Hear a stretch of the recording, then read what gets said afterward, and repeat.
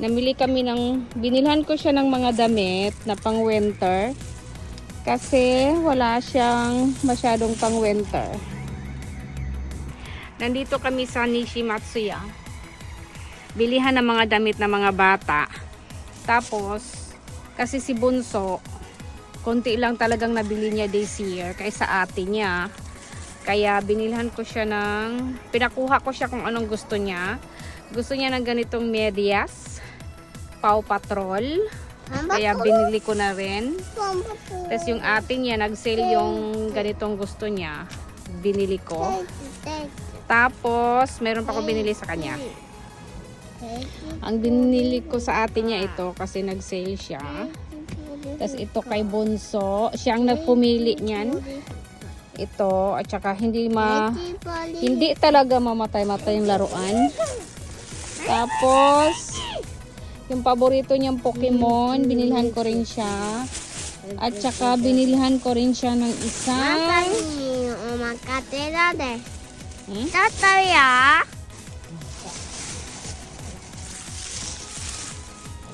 binilhan ko rin siya ng isang jacket kasi luma na yung jacket niya. Ayun ang binili ko kay Bunso ngayon. Oh, let's go na. So ayun, wala nabili sa nanay. Konti lang. Magdadrive muna kami. Last Friday pala yan yung video na yan. Pagkatapos doon namin namili ng mga damit sa bilihan ng damit ng mga bata, ay dumiretso na ako sa drugstore para mamili ng gulay. Ang drugstore kasi dito merong cosmetics, meron na siya lahat-lahat. Meron siyang pagkain, may bigas, may itlog, merong pampaganda, merong pampapangit, basta meron na siya lahat.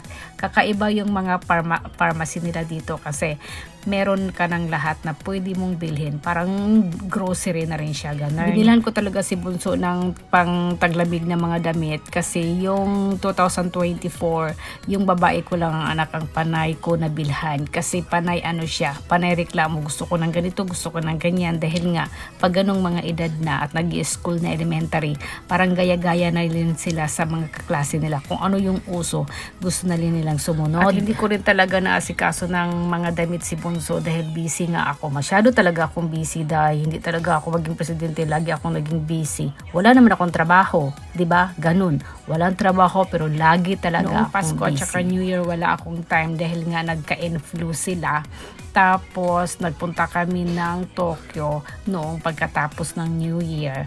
Kaya wala lalong time na bilhan si Bunso ng damit.